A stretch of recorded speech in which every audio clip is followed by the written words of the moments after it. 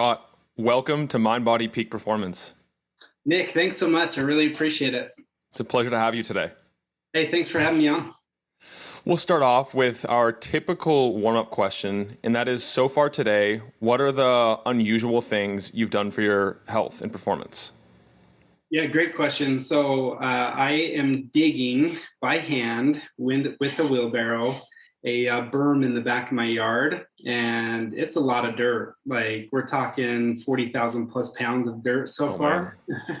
So for me, I love to be able to challenge myself.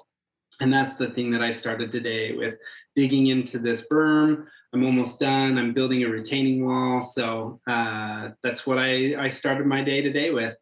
Yeah, it's a big project, and just taking it one scoop, one shovelful at a time. Yep. Yeah, it's therapy, right? I actually enjoy it quite a bit. I grew up on a farm, so being a farm kid was normal. Moving pipe in the morning was normal. Digging holes was normal. So I'm just living my normal life. Well, that's the perfect segue into the topic of today's conversation. How would you sell someone the benefit of consuming hemp for their overall health and well-being? Yeah, I would talk to them first about the hemp plant and its properties. There's a lot of compounds within a hemp plant. And so if you think of a hemp plant as like a binding agent, like if we look at like how it works on the, we'll call it construction side, right? Hemp is a really strong binding agent that makes concrete 10 times stronger. It does a similar thing in hemp board. It makes hemp wool, or what we see in insulation, more breathable. It makes it a higher quality, warmer and cooler, just because you've got fibers that are very strong, but also porous. And that's what makes the hemp plant so amazing, is that porous, or we'll call aromatic aspect. And so think of the hemp plant as a super plant. But the cool thing is all of us, every mammal has an endocannabinoid system.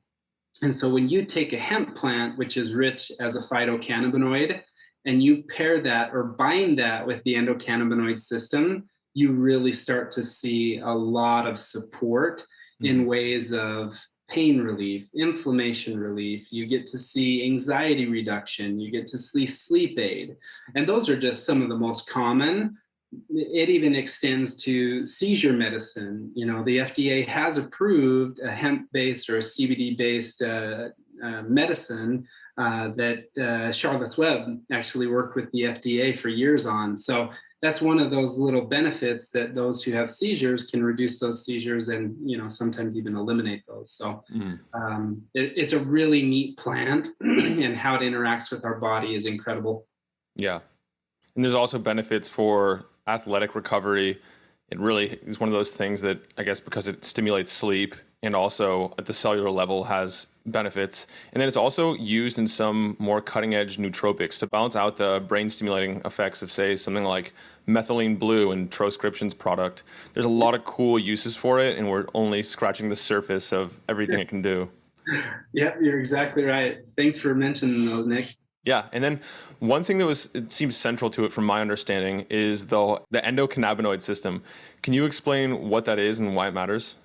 Yeah, it matters because it's a system that's essential to our body. Now, when we look at like receptors, you've got a CB1 receptor, you got a CB2 receptor. But mainly, if you think of our body like a mainframe computer, you have messaging that is constantly going from brain and spinal cord all the way throughout all of our nerve system, our nerve endings, and you've got blood flow. Well, think of the endocannabinoid system as a system that actually integrates with all of these other types of systems, including respiratory. And so we did a study about 6 months ago about cytokine inflammation. And cytokines are what you would find in the respiratory system. And oftentimes cytokine or cytokine storm is mentioned with like respiratory sickness or respiratory inflammation. We were able to reduce the cytokine inflammation by 96% every single time. Wow. And so when I think about a cytokine aspect, I'm thinking respiratory, but like you brought up, athletics and recovery, that's both sleep and sleep cycles. And it's also just pain management, pain relief, right? And our body does all of those things very well. But we live in a world of inflammation. And so the endocannabinoid system, if thought about probably from the easiest perspective, it's the system that controls the receptors, controls the feels, the moods, controls the pain, the inflammation, and ultimately is most responsible for a body's response to circumstances around them. I was just at a event here in Austin, KetoCon, and Sean Wells was talking about how the endocannabinoid system is the body's master regulator. Ah, I like that. I'm going to use that, Sean. And so then, because I'm assuming that previous humans didn't consume cannabis ad nauseum around the clock, how did they stimulate their endocannabinoid system? But you can actually get the endocannabinoids or cannabinoids from other things like echinacea. You can get it from kale. You can get it from other plants that are grown. So you're going to find it mostly in like a botanical. But at the same time, like one of the interesting things that I found when I first started researching cannabinoids is cannabinoids are transferred from a mother who breastfeeds her baby. And so when you've got that transfer, our body is already creating cannabinoids like our body already creates creatine, right? Creatine is a natural substance or a sub of a substance that is created in our body. But when our bodies go throughout a day of health or having, the various things that we deal with, we're going to reduce our levels of, in this case, cannabinoids. And so we may be deficient in cannabinoids. Yeah. Our endocannabinoid system is going to utilize what it has and get it from its own nutrients. But when it is deficient, it is looking for cannabinoids that it can utilize to make our bodies more holistically well. That's a good point, that as the stress burden on us, the toxins that we're exposed to, the inflammation, all that increases, then we need a corresponding increase in cannabinoids to achieve homeostasis and balance. You've got it. And you said that really well, Nick. Let's talk about the different types of cannabis now and what cannabis is versus hemp, just so listeners have some background as to this whole world. Yeah. And I think the thing that's important to note is early 1900s, hemp was grown everywhere. Hemp was utilized in everything from like making clothes and textiles to making rope to making wood. Like it was really well utilized and consumed. I mean, we see hemp seed oil, we see hemp hearts, and those are some of the derivatives of what previously were. But when it got put into the category of a banned substance or a controlled substance, we've lost 60 to 70 years of research, honestly. Wow. And the challenge with that is, okay, well, what is it used for? How can I utilize it? Is it studied? We've also got, structures within our country. FDA would be one of them, but we've got these regulatory bodies that oversee what it is that we put into our body so that we can be safe. Necessary, but at the same time, not always aligned with what we would find in what our body's needs are, right? Because it was the FDA that approved sugar, and you can go all day long on sugar and its harms and sugar and some of the challenges that it prevents or that it causes for people. But what I would say is like hemp is something that provides value for the human body. And the reason being is because of that binding agent, right? When we need nutrients, where are we going to go and get those? We know that over the last 50 years of farming, yields may have increased, but nutrition has decreased. And so when we are eating corn, when we are eating onions, potatoes, we're having to eat more so that we can get the same amount of nutrients as we were getting in the 70s and the 80s. It's just because we're trying to control the food and the growth and get higher yields, but at the same time, sacrificing some of the nutritional value. Yeah. And that's why for us, it's so important to align with a farm or farms that have organic best practices, that there's not pesticides, herbicides, fungicides utilized to get an outcome. The plant can do what it needs to do all by itself. We just have to be able to make sure that we put it in an environment where it's going to thrive. And I would say the same thing for every human being.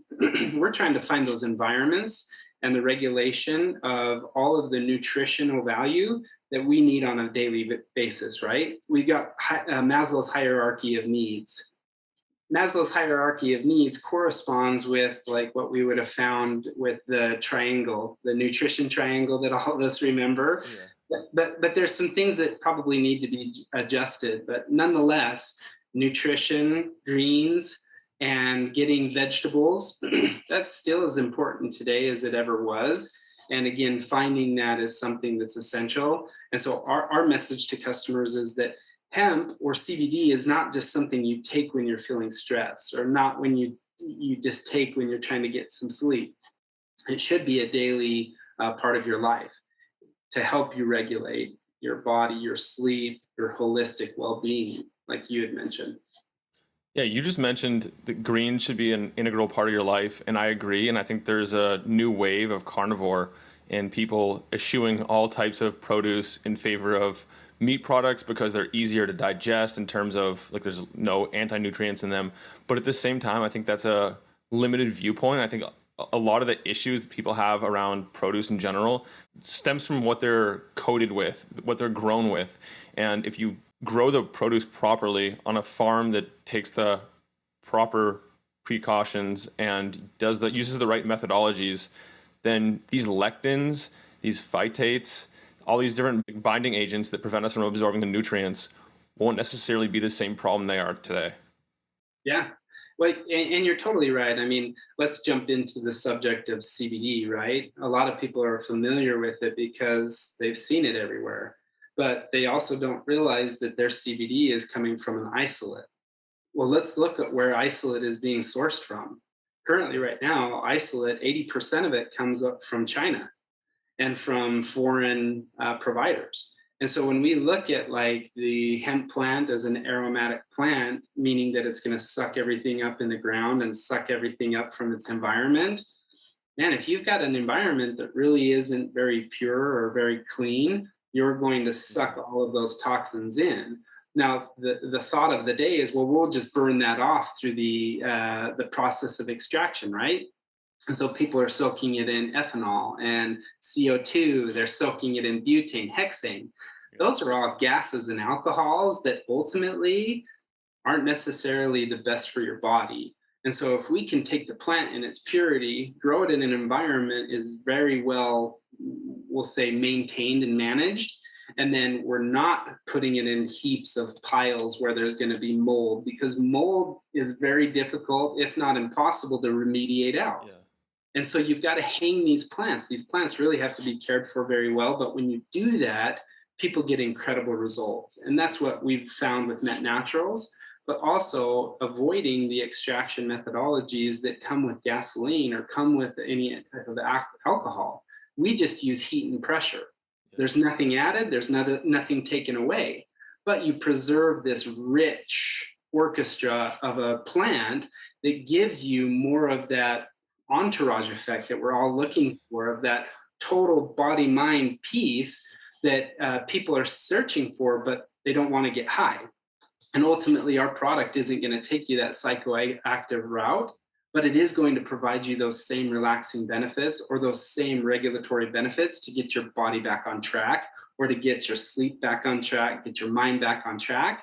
But don't expect to take it one time and be like, oh, all is good. It's a consistent thing, and in our point of view, it's a daily thing. Can you define some of these terms for us, like such as isolate, and then the difference between cannabis and hemp, and then broad spectrum versus full spectrum, because it's confusing when you're just getting started? Yeah, absolutely. And thank you for slowing it down there. So isolate is a powderized mix where ultimately you're burning off all of the other impurities that a plant or a substance would have. So let's take the hemp plant. There's over 113 cannabinoids. There's also terpenes and there's flavonoids present in the plant. But if you're going to soak it in some type of like a alcohol base or a petroleum base, you're now starting to strip out the oil from the plant. but they'll do that over and over again. So all terpenes are burned off, all flavonoids are burned off, even every other cannabinoid is burned off except for the major cannabinoid, in this case being CBD. And so you're stripping the nutrient from what it was intended to be or what it was intended to do. So they'll take that isolate, and manufacturers will make a series of different products, whether it be gummies, whether it be the dropper, the tinctures, whether it be capsules. And they're like, hey, this is great CBD. Well, that might be fine, but there's 112 other cannabinoids that are missing. And there's also terpenes that are missing and flavonoids, which we found in our research that they are essential to the whole process and the whole product. So let's talk about full and broad spectrum. Full spectrum is the full capability of the plant.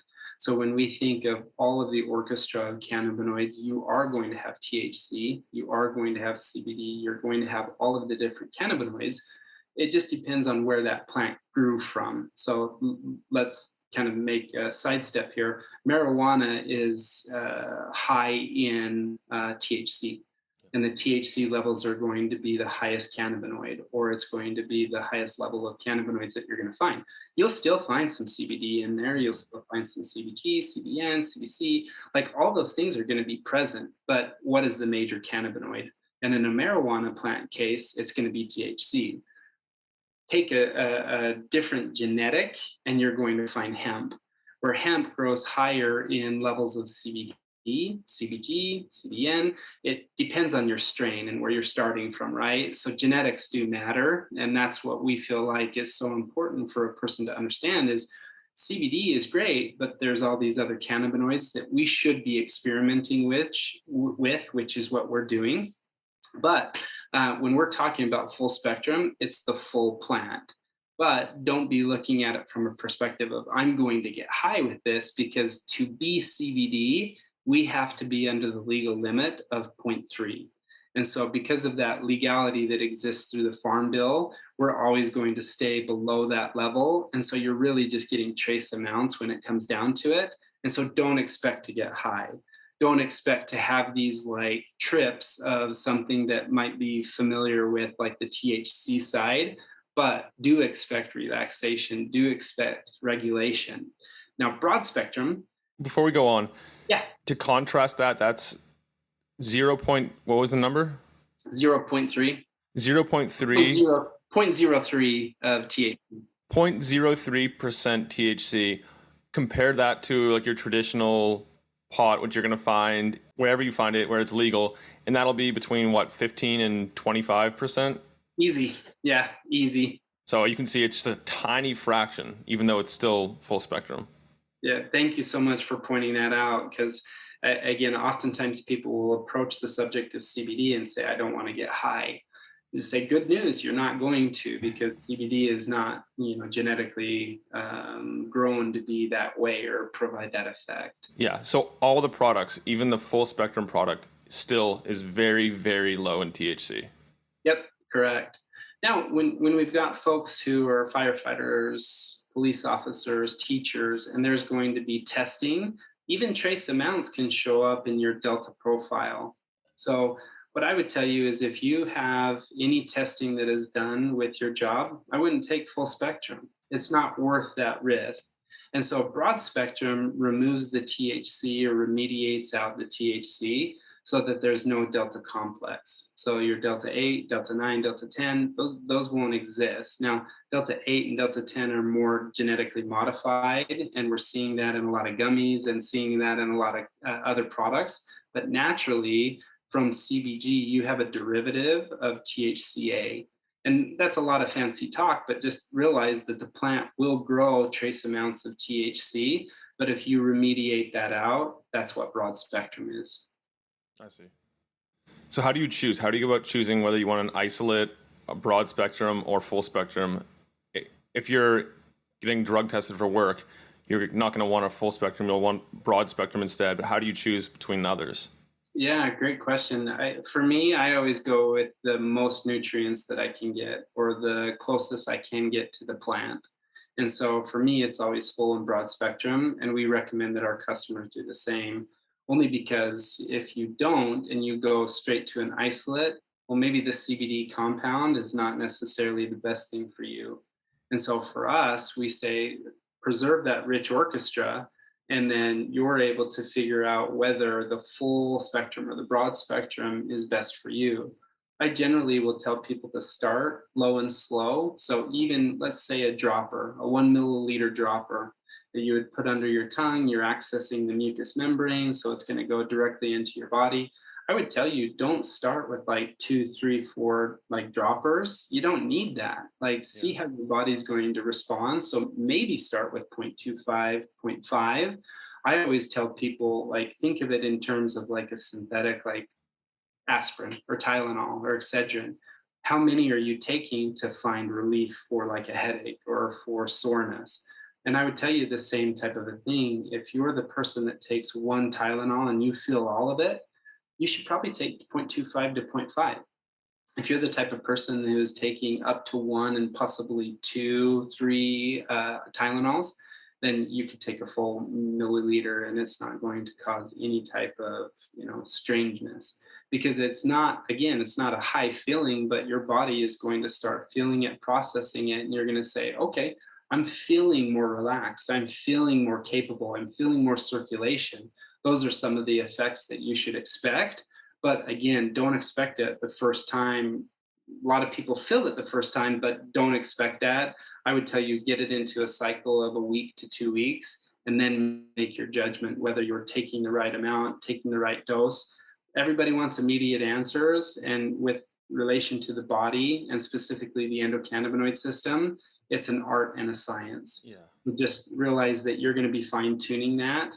But ultimately, we're really doing a lot on the genetic side to try and give people better answers. Yeah. When I talk to people and they say that they've tried CBD, I always pry a little more and figure out if it's an isolate or broad spectrum or full spectrum, especially if they say they had bad results or they didn't feel it, because almost always it's an isolate. And once they try a broad spectrum or full spectrum, especially if it's a high quality product, it's a completely different experience because of what you alluded to earlier, which is the entourage effect. Yep, exactly. And so if you've tried it before and maybe it wasn't an experience that you felt or that you could recommend to somebody else, I would recommend that you try a full or a broad spectrum and do it for a couple of days and see the difference, because you will feel it and you will experience something that's very different than your first experience. And what is the entourage effect? The entourage effect is a body-mind connectivity that allows us to be able to both utilize the senses of feel and smell and taste to coming together to provide this holistic well-being, or this holistic state of mind, or homeostasis, that allows us to be able to be at ease or to be relaxed.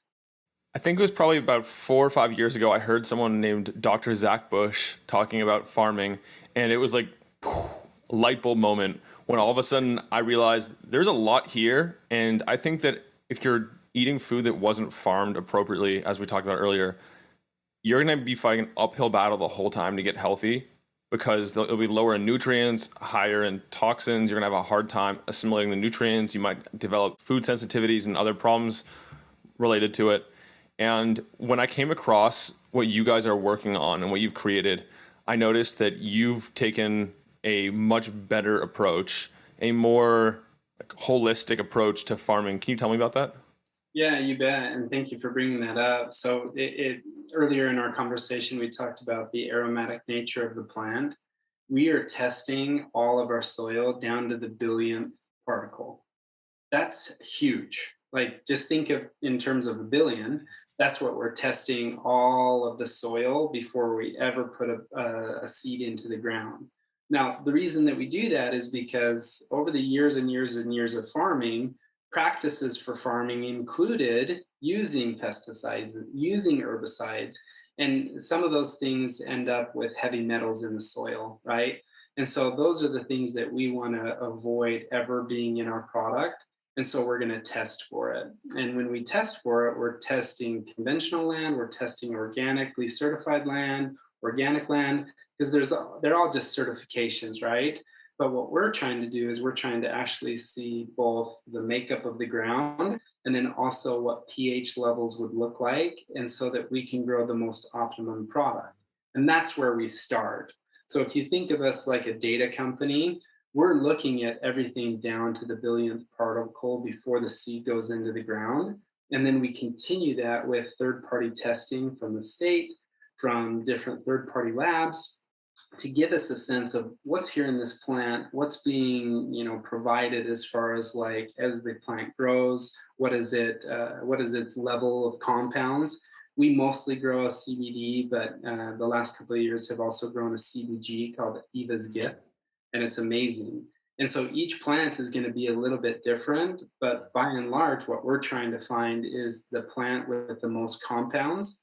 Our plants that we grow specifically have 46 of the 113 identified cannabinoids. Wow. And so we're trying to get as many compounds as we can, but also provide this holistic approach to farming that does not include herbicides, fungicides, pesticides, insecticides. So for my own context, what does your average like CBD product, say broad spectrum CBD product, how many cannabinoids does that have in it? You're going to have in the 40s every time. And you guys you're all organic, and obviously you pay attention to the soil, and that's the root of it all. If you don't pay attention to the soil, you can't have a high quality final product. Correct. Yep. And I would tell you that oftentimes we're blending some of our compounds, like for our sleep gels. We put in 10 milligrams of CBN, but those came from different plants so that we could have more of an orchestra. So you're going to have more cannabinoids in that, as well as our gummies. Our gummies have CBG, Eva's Gift, and then it has Bubba Kush, CBD. And so we're putting these compounds together where we're actually getting more of the compounds, more terpenes and more flavonoids, which again, those are the two variables that I really like to mention, because there's connectivity to both the support of the body and the mind when we start looking at terpenes as binding agents as well, and flavonoids as extenders of the compounds to the various parts of our body. Yeah. Can you give us a walkthrough of a couple of the more popular cannabinoids and their uses? I know that I discovered firsthand when I got some hemp online, and it was a high CBG strain, and I didn't think much of it. And I thought, okay, how much difference can it really make?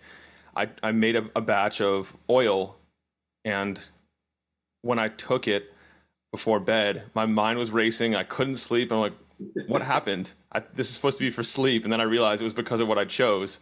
So I noticed that it really did have an effect. And when I looked it up online, it turns out that it's well known to support energy. And I think CBN is better for sleep, which sounds like you add that to your sleep gummy. Yep. You got it. It's funny because a lot of these cannabinoids through research are being shown to be responsive to our different aspects of our body. So like you said, CBG is immunity, it's energy. And so when we're talking about a gummy, we're going to be putting it in as a daily use type of a gummy where you can have energy and immunity, right? Yeah. Whereas CBN is going to be most associated with sleep and the compounds and needs of a sleep cycle.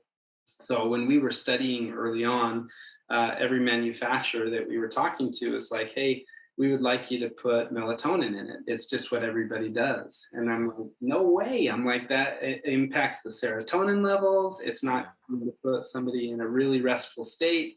So ultimately, we kicked the melatonin, and we started with some other compounds that I think people are familiar with, but chamomile and lavender.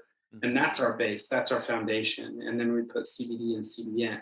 And so you will have this type of sleep that is incredible, because we've been testing it on Oura Rings, wearables like the Fitbit for over 6 months. And what we're finding is that recovery zone, or the green zone the next day, is very well established. But that's because people are getting more REM sleep and they're getting more deep sleep. Yeah. And so when they look at how long they actually slept through the night, it's more and more as they take our sleep product than just their body's own ability to put themselves to sleep. Because we got a lot of distractions. We got a lot of things on our mind. But if we can get to a point where we can both take a product that is totally nutrient based or totally organically based, And then we wake up the next morning without the grogginess of some of the other sleep products, or like foggy, like some of the other sleep products. Now we're able to function at our ideal and most, high elevated capabilities. Yeah, I've probably tried 20 to 40 different sleep supplements and different ingredients, experimented with all of them, and I keep coming back to the full spectrum hemp. That's by far the strongest and like most rejuvenating that I've tried. And when I sleep after taking that, I actually fall asleep quickly. I stay asleep. Very few things can make me stay asleep. I'm a light sleeper and I wake up throughout the night. So that's one of those things. And when I talk to people and tell them about this, they're always worried about habituation and the addictive potential of it. Yeah. What I would tell you is that CBD is non-addictive. The cannabinoids are, again, just like what you would find in kale. So we eat kale and we're not addicted to kale, right? Yeah. But well, maybe some people are. But THC is the addictive property. So when we're thinking about psychoactive, when we're thinking about the cannabinoid that is, potentially harmful if not managed, it would be the THC compound. CBD is non-addictive, non-habit forming, and that's why it is such a good complement to the body. Your body's already creating cannabinoids. So all we're doing is we're just, supporting the body's natural ability. But unlike melatonin, when you're taking melatonin, your body shuts off the production of melatonin. And that's why there's some of this reliance on the melatonin. It's not that way for the body with cannabinoids. Cannabinoids are naturally produced. They're externally formed and brought into our body, like we talked about with like breast milk, echinacea, with some of these like kale products, but it's also internally generated as well. Our body naturally produces cannabinoids. And so when we have a really healthy balance with what we eat, botanicals, and then also what we take into our bodies, whether that be a full or broad spectrum, our body is now at its best case scenario to be able to produce nutrient-based, like holistic, really dialed in health for the day. And again, when you've got things going on, stress, fatigue, a lot of challenges that might exist health-wise or otherwise, like you've got to understand that CBD is not going to solve all of your problems, right? Let's start with what we can solve, but not think that CBD is going to solve every issue that you might have, because there's real challenges and we support finding real help for those real challenges. What we want to do is we want to avoid the synthetics as much as possible because of what it does to your liver and kidneys. And then we also want to avoid the opioids just because of their addictive properties. So that's our why. Yeah, that's a solid why. The other constituents you've mentioned inside cannabis include like what the terpenes, the flavonoids, alkaloids. What role do those play? Like when you're growing a plant, do you measure and target certain levels of different alkaloids?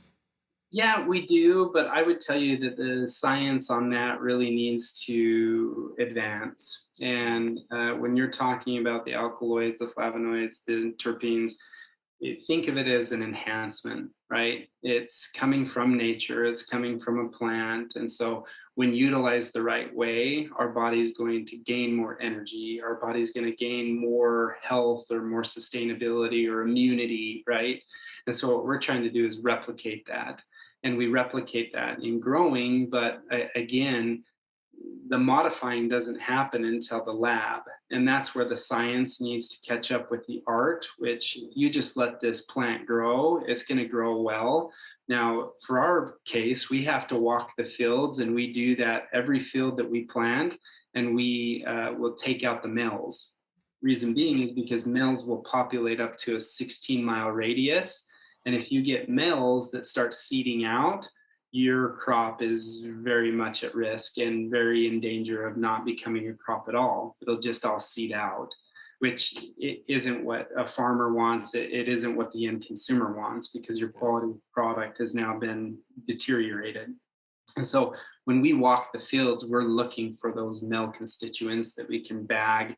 We tie it, we take it to the end of the field, we dispose of it, because it has such potential to seed out and to be able to ruin an entire crop. And so those are things that are important to us, but we're also looking at the nutrients of the plants. And so we'll do multiple tests per field per month just to make sure that they are getting the nutrients that they need. We use what's called drip line, or we water from below. One of the main reasons is circle pivots and the water that circles around the field in those big machines. If somebody's not familiar, when you get the cola and the leaves, if you're watering from above, you can easily get mold that forms underneath of the leaves in the cola. And so we water from the ground up. You can either do it through furrow or you can do it through drip tape, but ultimately it's watering everything from the ground level. Scott, put me in your shoes. When you're doing market research and you're looking around to see what else is out there, how do you go about evaluating a product to determine if it's good or if it's a complete waste of time? Yeah, a lot of it we rely on our partners, right? We have a CGMP lab, Sawyer Labs, that we do all of our work with, and they are very, very capable at helping us to understand what's coming. I think you also have to have a little bit of innovation. And so I'll tell you a couple of examples. We've learned since we've been in this business that an omega-3 product is really effective at reproducing an entourage effect. Oh, Crazy, right? yeah. What we've also found is that a nutrient called magnesium, which most of us are familiar with, is 70% of people, at least in the US, are deficient in magnesium. Yeah. So now we start to look and say, okay, well, how does the body actually feel better taking all of the different nutrients? And that's why we launched the DNA kit that we provide for our customers. Is we're just looking at 8 different markers. And again, this is a partnership that we have with Genetic Guidance, but they've gone and done the research and the science behind what markers respond to CBD. And we have 8 different markers where I can tell you your chronotype, your alcohol level sensitivity. I can tell you what your social anxiety levels are. I can tell you how you're going to process or metabolize CBD. Now we're talking science. Now we're talking innovation, because I can take, Nick, your profile and say, well, Nick, actually, you need CBG for energy and you need CBN for sleep. And CBD is a great regulator throughout the day. But ultimately, here's what your dosing schedule would look like. Here's what your cadence would look like. And we're not too far away from that. I know right now it's our hypothesis, but ultimately what we're finding is people want answers. And a lot of those answers can come simply from their genetics. It's not us guessing what is right for them, whether it be full or broad spectrum. It's actually dialing it in and making sure that they understand what is right for them. And then that world is more customizable, right? And I believe that we'll be there in late 2023, early 2024, where we have essentially a customized kit that goes out to the customer because we know exactly what genetically they need. Tell me more about some of the other things you're discovering in terms of what people can do or take to get better effects out of their hemp. Yeah. Again, our mindset is that there's a healthy amount of blending that can take place. And let me give you an example, right? Prior to me becoming, a person who utilized CBD on a daily basis, I wasn't taking a lot of different nutrients. I took my fish oils for joint support and for, brain health. And I took my magnesium every once in a while. But since taking CBD, I have really tapped into something that I sometimes will call like the fountain of youth, right? Not that I necessarily am going to be that guy that lives forever or the bionicle man by any means, but what I feel like is that on a daily basis, I'm really dialed in. So back in 2008, I started a supplement company with a friend of mine. And so I was taking the pre-workouts, the post-workouts, I was taking creatine, I was taking branched chain amino acids, and some of those nutrients that you pair with weightlifting. But I didn't necessarily always have the same results that I'm getting now. I'm 10 years older now and feel better than I've ever felt before. And it's because I've been able to pair the things that are right for my body, like magnesium, like ashwagandha. I'm taking prebiotics and probiotics as well. And so, not that I'm a person that's like, hey, take everything that you can get your hands on. But for me, magnesium is a staple in my life. I do have to get my proteins. A lot of times I'll just get those from my foods, but I will supplement when needed. The other things that I take, magnesium is really, really essential for me to have just kind of an overall good day and to be able to get ready for sleep when sleep time comes. Mm. But since taking CBD and starting Mett with a couple of my friends, is we've found that there's a mix for each of us. Like for me, I take the capsules, the sleep, or excuse me, the soft gels in the morning, and I take them just like my multivitamin. Mm. If in the event that there's a lot of stress and pressure on the day, I will take a tincture about midday, right? But I don't always take the sleep gels because I don't necessarily always need them. But Mm. similar to what you've said, is I fall asleep pretty quickly, but I'm up throughout the night and I'm a light sleeper. So I'll keep the sleep gels in my bathroom. And if I wake up and get on a thought and just start chasing that thought, good luck on getting back to sleep until I started utilizing the sleep gels. So I'll use the sleep gels, here and there when I need sleep. But I do use the soft gels every day. I do use the dropper, sporadically. But magnesium is a staple for my daily use. Ashwagandha is a big staple for me, and I'll even use turkey tail. I'll go back and forth between the two. And then I take a prebiotic and a probiotic. Gotcha. You have it pretty well figured out at this point. I think for me, you're right. I think everybody needs to take their own journey. I believe that the doctor of the future is really us paying more attention to our brain and our body. One of the things that I find so interesting is just over the last couple of years, we've found how much gut health is responsible for mental health. And so in my mind, that's like, okay, if inflammation is present, let's decrease the inflammation.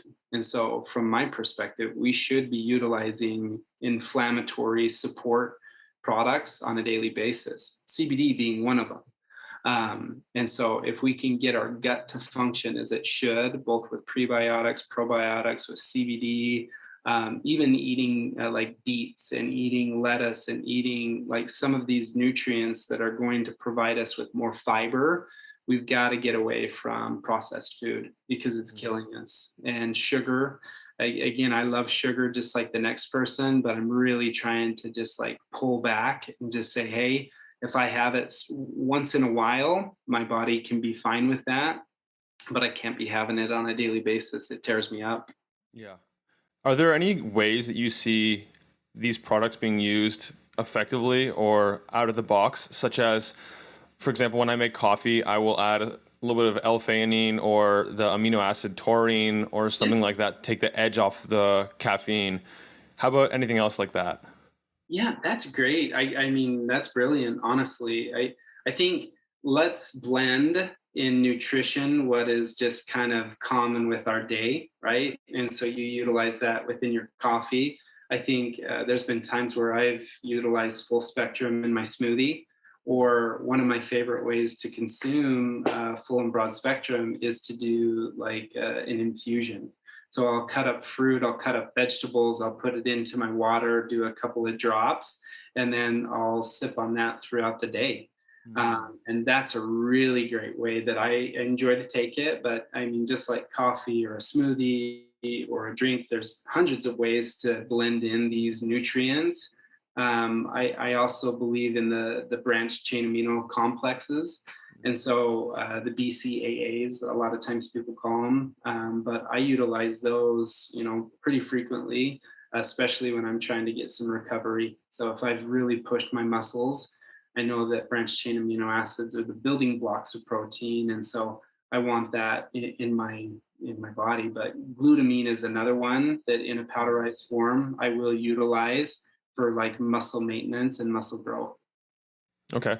Scott, how do people go about reaching you, connecting with you online, and picking up some of the Met Naturals products? Yeah, thanks so much, Nick. So everybody can go to our website. It's Mett Naturals, METT naturals.com. We love to engage and interact with people online. And so find us on social. We're on Instagram probably most prominently, but look for us on TikTok, look for us on LinkedIn, look for us on even Twitter. We utilize those platforms to reach an audience of curious people because we talk about this audience of CBD users, and really we're only talking about 10 to 15% of people who are consistently taking CBD or believe that CBD is going to provide some type of a benefit for them. It's more like 85 to 90% of people who don't utilize it, don't know how to take it, aren't comfortable with it.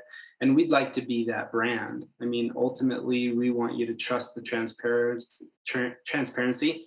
We want you to trust the simplicity and also the purity of the whole process. Because if we can drive this by data, then we don't guess. We're telling you what's right for your body because it was farmed right, stored right, because it was extracted right. And so I would say people that want to engage, let's do it on social. And those that want to look and see the products and some of the testimonials that are out there, head to our website. Okay. And are you on the socials at the same thing at Met Naturals? Yeah, Met.naturals is our social platforms. Gotcha. Do we arrange anything for the listeners? Any specials? Yeah, I would like to give them a 10% discount. Let's use Urban. Let's use the code Urban. Urban, I like Yeah. that. URBAN. Yeah. Okay, perfect. I'll put that in place. Thank you. Thanks for doing that. I have one more question before we start to wind down. Okay. Imagine there's a burning of the books and all knowledge on earth is gone, but you get to save the works of 3 teachers. Who do you choose and why? Ooh, that is a great question. I would tell you that one of my favorite authors of today is Simon Sinek. I love Simon Sinek, the way that he presents things in a data way. I really, really appreciate his authorship, right? I would tell you, I also am a huge lover of history. And so historically, I love the Bible. Like it's a great historical manifest of different people's viewpoints. Like you think of all the Gospels, Matthew, Luke, John, they're all perspectives, all telling the same experience, but in a different format. So really love that. And then I would tell you the book that I read all the time is Donald Miller's book about marketing. So Donald Miller, he wrote this book. Why am I blanking? Is it called Story Brand? Yeah, Building a Story Brand. Thank you. Appreciate that. But I read that book every year, mainly because marketing in its principle is the right thing to do. But what to do, the activities, I believe it's conversion. I believe it's telling a story. I believe it's allowing the person to be the hero of their own story. Yeah. You're simply the guide. Yeah. And especially if you're marketing a product that is in a league of its own and people should be consuming. It's one thing if it's snake oil, it's another if it's healthy oil. Yeah. Cool. Well, we'll go on to a quick rapid fire round now. Are you ready? Yep, I'm ready. What area of your own health and performance are you currently working on? Mental health. Are you a fan of the Delta 8 and Delta 10 THC molecules that seem to be popular these days? I am not. What's been the best life-changing purchase under $500? I would tell you the soft gels. They've changed my life. Wow. Okay. Finally, what's one thing that your tribe doesn't know about you? I was paralyzed when I was 15 years old. A lot of times people don't fully understand what that means. I had a disease called Guillain-Barré. And so all of my nerve endings were just totally depleted. And that in turn caused a lot of atrophy. So when I was 15 years old, it was pretty challenging. And it's interesting now at 41, I'm seeing some of those things return in the form of neuropathy, in the form of like hot spots, and like my legs, they're just not functioning like they once were. And so I'm really trying to get my mental right. But also among the things that I do is try to build muscle in my calves and in my legs. How'd you come back from that paralysis? Yeah, so what they do is they treat you with a steroid called gamma globulin, and what they do is that stops the advancement of the disease or the paralysis. But then you've got to wait until your nerves grow back, and your nerves will grow at about an inch a month, maybe. That's best case scenario. And so for me, I was in leg braces for over a year. I was in a wheelchair for 3 months. Like, there's just certain things that you take for granted that when they're removed, it's like, whoa, I didn't even know my body could not function like this. Wow. Right? You just, as a kid, you're like, I can do anything. And so I got a good perspective at a young age to be able to say, I'm not going to take those things for granted. And I really need to manage my health. And that really, in fairness, didn't start until my 20s. But since my 30s, because 20s, I was just trying to build muscle and look like, The Rock or whatever. But in my 30s, I've really been like, okay, let's be responsible. Let's not hurt myself. Let's not get in the gym and be a maniac, but let's just be healthy, fit, and then include body and mind, which that's one of the things that I'm really, truly interested in, is the connectivity that I don't think that we give enough recognition to. Yeah. Yeah, that's a good reminder. Scott, how would you like to conclude today? Any final thoughts? Yeah, I would just tell people, like, don't be so hard on yourself. Like, we're all works in progress, and whether you are, struggling in a day, in a week, in a month, like, realize that it's far better than you think, and you can go and accomplish anything. I'm living proof of that. At 15, 16, 17, I was kind of we'll call a unguided, undirectional person. And over time, I've become somebody that's very disciplined and very specific in what I want. But you can't be specific with outcomes unless you're specific with goals and holding yourself accountable. So I'm a big accountability guy, but ultimately, just don't be so hard on yourself. I would say people and give yourself more credit than you are giving yourself. That's a great way to wrap it up. Scott, thanks for joining me today. It's been a pleasure hosting you. Thank you. You're both a gentleman and a scholar. Thank you. I'm Nick Urban, here with Scott Schwab, signing out from mindbodypeak.com. Have a great week and be an outlier. I hope that this has been helpful for you. If you enjoyed it, subscribe and hit the thumbs up. I love knowing who's in the 1% committed to reaching their full potential. Comment 1% below so that I know who you are. For all the resources and links, meet me on my website at mindbodypeak.com. I appreciate you and look forward to connecting with you. As a reminder, the information depicted in this video is for information purposes only. Please